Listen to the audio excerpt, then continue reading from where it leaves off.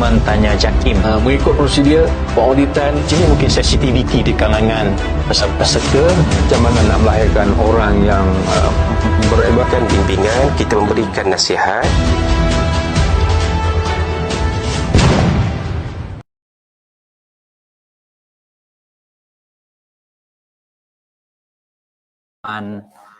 Yang mengikuti secara langsung Facebook Jakim pada ketika ini. Terima kasih banyak-banyak atas kesudian bersama dengan kami di page Jakim, segmen Tanya Jakim. Seterusnya kita ada rakan kita dari Kuala Kubu baru, Ustaz Muhammad Aisyamuddin Samsungi, Pegawai Perhubungan Awam Darul Quran. Assalamualaikum Ustaz Aisyam. Waalaikumsalam warahmatullahi wabarakatuh. Alhamdulillah. Macam mana saya difahamkan di Darul Quran hari ini ada majlis khatam Al-Quran Ustaz Aisyam? Ya Ustaz, selesai pagi tadi sebelum Berapa jumlah pelajar yang khatam Quran hari ini? 219, alhamdulillah. 219 maksudnya yang telah selesai menghafaz 30 juzuk? Ya, 30 juzuk. Alhamdulillah. Tajuk yang kita nak bincangkan pada petang ini adalah Pusat Pengajian Tinggi Jakim. Best ke? Itu nak tanya Jakim tu best ke tak best kan? Untuk pusingan yang pertama ini, untuk memperkenalkan program-program pengajian yang ditawarkan, dapat menjelaskan kepada penonton-penonton kita apakah program-program pengajian yang ditawarkan. Kita akan meninjau ke Kuala Kubu baru, Selangor, di Darul Quran Jakim, bersama dengan Ustaz Aisyamuddin di sana. Silakan Ustaz memperkenalkan produk Darul Quran. Okey, bismillahirrahmanirrahim. Terima kasih yang berusaha Ustaz Zakaria Osman dan juga rakan panel daripada IKMAS, Ustaz Ainuddin, dan juga daripada IBDAS, Ustaz Syafiq. Jadi sebagaimana yang mungkin sebahagian daripada kita telah maklum, fungsi pendidikan tinggi yang 5 tu iaitu PDP, pengajaran dan pembelajaran, penyelidikan, penerbitan, perundingan dan khidmat sosial. Justru sebenarnya begitulah juga dengan Darul Quran. Kita juga melaksanakan hampir ke semua fungsi tersebut. Cuma kalau kita sebut berkenaan dengan PDP, ketika ini DQ menjalankan program daripada peringkat sijil sehinggalah ke peringkat ijazah. Jadi kalau saya perincikan, yang pertama kita ada program ijazah sarjana muda pengajian Quran dan Sunnah secara kerjasama dengan USIM. Maksudnya pelajar belajar di kampus DQ KKB, examnya, asramanya semua di sini diajar oleh tenaga pengajar daripada DQ, tetapi USIM tu sebagai award body yang bersijil kepada pelajar-pelajar tersebut. Yang kedua, kita ada program diploma tahfiz Al-Quran dan Al-Qiraat dengan penawaran 6 syubah pengajian ataupun kita kata kos lah. Syubah qiraat, syubah dakwah, syubah syariah, syubah hadis, syubah muamalat dan syubah pengurusan halal.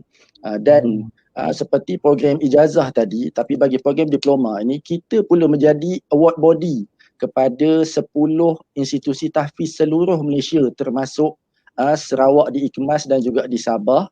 Maksudnya pelajar belajar program diploma di negeri tersebut, di tempat tersebut, tetapi DQ yang beri yang award bagi sijil diploma tersebut kepada institusi, pelajar-pelajar institusi tersebut.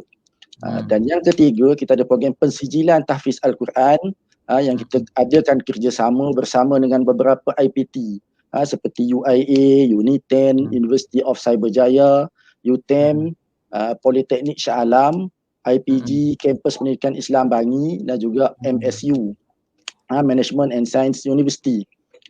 Yang keempat, kita ada program sijil asas tahfiz. Sijil asas tahfiz ni sebenarnya seumpama foundation lah, program foundation kepada beberapa kategori khusus yang kita tumpukan, seperti pertama kategori OKU penglihatan ataupun kita kata golongan buta lah. Golongan buta pun kita sasarkan untuk menghafaz Quran. Yang kedua seperti IBDAS, jadi kita ada juga program untuk pelajar mu'allaf. Yang ketiga orang asal ataupun orang asli. Dan yang keempat ialah peribumi Sabah ataupun Sarawak. Yang kelima, kita juga adakan kerjasama dengan Jabatan Pembangunan Kemahiran untuk program Diploma Kemahiran Malaysia tahap 4 dan juga Sijil Kemahiran Malaysia tahap 3 bagi bidang pengurusan masjid. Dan yang terakhir sekali, dia ni bukan program pengajian lah, tapi kita namakan program pengujian yang kita panggil Sijil Tahfiz Malaysia. Okey, jadi kalau kita tengok dekat sini, program-program yang kita tawarkan ini meliputi hampir keseluruhan sasaran golongan dan semua bentuk model pendidikan tahfiz, iaitu tahfiz dini, tahfiz sains ataupun profesional, seperti yang kita adakan kerjasama dengan UIA, Uniten, seumpamanya tadi, dan juga tahfiz TVET, tahfiz kemahiran. Saya rasa setakat ni dululah Ustaz. Okey, banyak yang nak dikongsikan tentang Darul Quran itu, banyak menarik ya program-program yang ditawarkan dalam berbentuk sijil, berbentuk diploma, ada yang berbentuk additional yang lain Ustaz, yang sebagai contoh perawatan Islam, itu macam mana Ustaz? Yang itu kita adakan kursus-kursus lah untuk peringkat dalaman lah. Itu kursus tambahan sahajalah? Ya. Sampingan kursus jangka masa pendek, ya. Ada yang menawarkan sijil untuk tarannum ke macam mana Ustaz? Ada ke? Sijil tinggi tarannum Quran kita pernah tawarkan dulu. Cuma selepas kita bangunkan program sijil kemahiran Malaysia untuk yang program kemahiran tadi, TVET, tahfiz TVET tadi, jadi kita macam kita kata kita tangguhkan dululah untuk program sijil tinggi tarannum tersebut. Sebab tumpuan kepada program kemahiran ni ialah untuk kita bagi tumpuan kepada pelajar-pelajar tahfiz swasta sebenarnya, yang mungkin tidak ada SPM, tidak ada kita kata sijil arus perdana, jadi dia boleh juga untuk masuk ke Darul Quran untuk program kemahiran tadi. Apa hubungan Darul Quran dengan institusi tahfiz yang terdapat di negeri-negeri Ustaz? Seperti saya sebutkan tadi, untuk program diploma tahfiz Al-Quran dan Al-Qiraat, kita menjadi award body kepada institusi tahfiz di negeri-negeri. Maksudnya contoh macam kita kata tadi IKMAS di Sabah, ITQOS di Mak Tahfiz Negeri Perak sebagai contoh. Mereka menjalankan PDP, pengajaran dan pembelajaran tahfiz tadi di institusi mereka dengan guru yang dilantik oleh mereka. Tetapi apabila pelajar tersebut grade, sijil mereka akan diberikan oleh pihak Darul Quran. Mereka akan mengambil peperiksaan yang disediakan oleh Darul Quran JAKIM. Ya, kita sediakan kurikulum, kita sediakan soalan, panel semua daripada kita lah. Setakat ini semua 14 buah negeri memiliki institusi tahfiz yang kerjasama dengan Darul Quran? 10 buah negeri sahaja ketika ini. Ada beberapa negeri yang mulanya ada, lepas tu mereka setelah on and off. Okey, atas sebab-sebab tertentu lah ya. Ya. Okey, terima kasih. Kita pusingan yang pertama, kita akan masuk pusingan yang kedua. Apa istimewanya Pusat Pengajian Tinggi JAKIM ni? Kenapa anak-anak kita perlu memohon ataupun mengikuti program-program yang ditawarkan di Pusat Pengajian Tinggi JAKIM ni? Ada beasiswa ke? Sijil dia itu diiktiraf di semua tempat ke? Macam mana ke? Ada prospek pekerjaan yang baik ke? Okey, kembali kepada perbincangan kita. Apa keistimewaan yang terdapat di Darul Quran ni? Sebab di antara ketiga-tiga pusat pengajian yang JAKIM miliki ini, IPDAS, IKMAS dan Darul Quran Darul Quran lah yang paling senior, paling tua sekali diwujudkan. Jadi keistimewaan dia Ustaz, Darul Quran? Ya, pertama seperti juga disebut oleh IKMAS, rakan kita daripada IPDAS, kita kata kurikulum pengajian di DQ ni kadang-kadang mungkin segelintir orang faham dia nak hafal Quran semata-mata datang Darul Quran. Bukan. Darul Quran sebenarnya bukan tempat untuk hafal Fatihah, Al-Baqarah, Ali Imran, Anas sampailah Anas selesai habis, tak. Kita ada juga kita kata subjek-subjek lain yang perlu dipelajari lah, dan juga kita ada kurikulum yang seperti mana IBDAS Ikmas tadi yang diiktiraf oleh Agensi Kelayakan Malaysia ataupun MQA, terutama bagi program ijazah dan juga diploma yang mana melayakkan graduan bagi kedua-dua program ini untuk menyambung di mana-mana IPTA ataupun IPTS di seluruh Malaysia, terutama dalam bidang pengajian Islam lah, dan juga beberapa buah negara luar lah seperti Mesir, Indonesia dan juga Jordan. Dan kalau macam graduan diploma di Q juga, kalau lah kata tak nak sambung ijazah dulu, pengajian di peringkat ijazah dulu, boleh juga mohon jawatan sebagai penolong pegawai hal ehwal Islam grade S29 dalam sektor awam. Sebab memang ada iktiraf oleh kerajaan lah.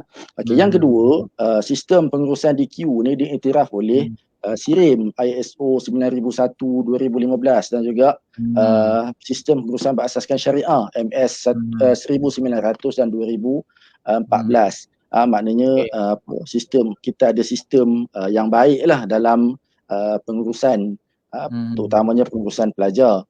Dan yang ketiga, pengajian di DQ ni seperti yang saya sebutkan di awal tadi sebenarnya hampir sama seperti di IPT, tapi yang lebih menariknya kita tak kenakan yuran pengajian pun kepada para pelajar. Cuma pelajar perlu bayar hanya yuran pendaftaran sahaja ketika pertama kali mendaftar pada semester 1 tu. Dan bukan setakat tu sahaja, bagi peringkat diploma ke sijil tu kita beri pula beasiswa sebanyak RM450 sebulan, dan kalau kata untuk pelajar ijazah kita bagi beasiswa sebanyak RM550 sebulan.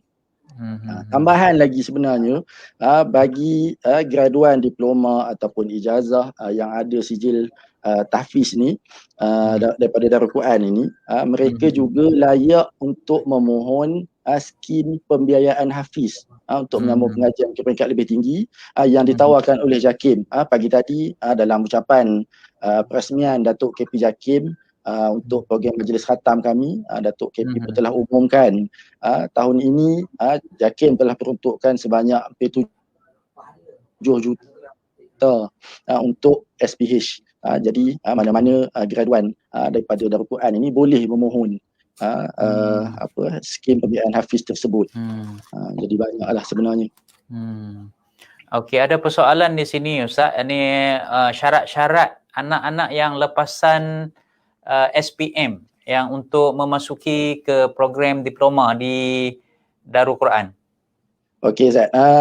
Satu soalan yang ini dia dah khusus diploma tu baguslah. Satu soalan yang kadang-kadang saya susah nak jawab bila orang tanya macam mana nak masuk DQ. Kadang-kadang saya pun susah juga nak jawab macam mana nak masuk DQ tu. Kalau nak masuk kampus saya kata jumpa guide masuklah. Tapi bila nak masuk program pengajian, bila nak masuk belajar dia perlu faham kita ada beberapa program pengajian yang kita sebutkan tadi, daripada peringkat ijazah sehinggalah ke peringkat kita kata sijil, dan setiap program tersebut berbeza-beza syarat kemasukannya. Jadi kalau macam peringkat ijazah dia kena mohon UPU lah, tapi dengan syarat dia ada diploma tahfiz Al-Quran dan Al-Qiraat daripada DQ. Kalau diploma syaratnya mesti beragama Islam, warga negara Malaysia, tak lebih 21 tahun pada tarikh pendaftaran, dan ini antara yang penting, dia tidak berkahwin. Lepas tu kalau macam Ustaz Zaid memang tak boleh lah. Lepas tu saya belum berkahwin lagi. Yang seterusnya lulus SPM dengan minimum grade C, kredit bahasa Melayu, bahasa Arab, ataupun yang seumpama lah adab balarah dan seumpama tu, dan juga subjek pendidikan Al-Quran, Sunnah, Syariah Islamiah dan seumpama itu mesti dapat sekurang-kurangnya C. Dan yang keempat ialah lulus bahasa Inggeris. Syarat dia sebenarnya tidak tinggi, tetapi yang sukarnya ialah temuduganya itu. Sebab temuduganya kita akan uji dululah tahap kemampuan bacaan dan juga hafazan Al-Quran calon. Seperti mana Ikmas tadi, kita juga untuk contohlah program diploma tadi, kita hanya peruntukkan ketika ini 250 kapasiti maksimum sahaja kepada calon pelajar. Tapi yang memohon kadang-kadang hampir 4,000 permohonan. Masya-Allah. Jadi nak tak nak terpaksa ditapis lah. Kalau kata baru nak kenal ba tu susah sikit lah sebenarnya. Tak nak lepas lah Ya. Okey Ustaz, ada tak tempat-tempat untuk pelajar antarabangsa, maksudnya luar daripada negara kita Malaysia ini, dan kalau ada, adakah mereka juga akan mendapat keistimewaan seperti mana anak-anak kita di warga negara kita? Ya, untuk program diploma ni memang kita peruntukkan 5% sebenarnya untuk pelajar luar negara. Ketika ni kita ada pelajar daripada Kemboja, Indonesia, daripada Singapura, dan mereka seperti sebutkan sama je. Mereka juga dapat keistimewaan seperti pelajar-pelajar yang lain. Cuma sebelum ni kita tak tawarkanlah beasiswa kepada pelajar Brunei. Sebabnya pelajar Brunei ni allowance yang diberikan oleh negara mereka lebih banyak lah. So maksudnya kalau dari negara Brunei dapat tawaran belajar di Darul Quran, kerajaan negara Brunei Darussalam memang sediakan beasiswa untuk warga negara ya. Macam kalau di Kemboja Ustaz, macam mana mereka mengikuti bahasa pengantar pembelajaran di Darul Quran? Okey, di Darul Quran ini kitab-kitab untuk semua kita kata kos tadilah, semuanya dalam bahasa Arab. Kecuali kebanyakan daripada kita kata subjek dakwah lah, itu kebanyakan dalam bahasa Melayu. Jadi kita kata secara rasminya dalam bahasa Arab lah, tapi biasalah bila mereka dah duduk di Malaysia ni, dah bergaul dengan kawan-kawan, duduk di asrama yang sama apa semua, akhirnya mereka pun boleh bahasa Melayu juga seperti pelajar yang lain. Baik. Okey, terima kasih banyak Ustaz. Okey, tak apa, kita ada beberapa minit saja lagi sebelum pukul jam 4 petang. Mungkin perancangan-perancangan yang sedang dirancang bagi menambah baik, khususnya bagaimana kaedahnya ni kita nak menampung permintaan yang begitu ramai ni untuk masuk ke Pusat Pengajian Tinggi JAKIM ini. Ustaz Aisyam di Darul Quran, apa perancangan terkini? Ya Ustaz, selain macam kita kata daurah, kursus, program-program yang biasa kita buat setiap tahun tu lah, kita juga sebenarnya dalam proses pengembangan program pengajian lah kepada beberapa lagi program. Sebagai contoh, kita nak buat program Diploma Tahfiz Al-Quran dan Syariah dan Usuluddin. Ketika ni kita dalam proses bengkel lah CLO, Course Learning Outcome, dan juga PLO bersama dengan institusi daripada universiti-universiti lah, pesara-pesara universiti lain. Selain daripada tu, insya-Allah pada 15 Mac, tak lama dah ni, Isnin ni lah, akan bermulanya projek penambahan blok asrama dan akademik di kampus DQ Kuala Kubu Baru. Dan projek ni dijangka akan mengambil masa selama 36 bulan lah. Dan kalau ketika ini kita kata kapasiti pelajar Darul Quran boleh menampung untuk semua program sehingga 1,000 orang pelajar, insya-Allah dengan penambahan blok asrama dan akademik ni boleh tambah lagi beberapa jumlah pelajar lah. Dan antara cara lain yang kita buat untuk menampung kita kata permintaan yang tinggi tadi, seperti soalan Ustaz tadi tu, kita adakan kerjasama sebenarnya dengan beberapa institusi lain lah, yang mana kita jadi award body kepada mereka, dan sehinggakan untuk makluman penonton juga, lembaga peperiksaan KPM, Kementerian Pendidikan Malaysia pun bila nak buat sijil tahfiz kepada sekolah-sekolah ulul albab, temua tahfiz model ulul albab tu, pun dia datang ke Darul Quran kerjasama dengan kita untuk buat sijil tahfiz KPM. Jadi sehingga begitulah sebenarnya kita cuba untuk tampung permintaan semua rakyat Malaysia yang berminat nak menghafaz Al-Quran, kita kata mengikut arus perdana ni. Ya. Okey. Terima kasih banyak Ustaz. Okey, kami sentiasa mendoakan rakan-rakan yang berjuang, berjihad dalam dunia pendidikan di di IFDAS dan juga Darul Quran dalam membangunkan modal insan. Anak-anak kita ini sentiasa diberi taufik dan hidayah kekuatan agar terus bermotivasi bagi melahirkan anak-anak modal insan yang akan menjadi peneraju pimpinan negara kita suatu hari nanti.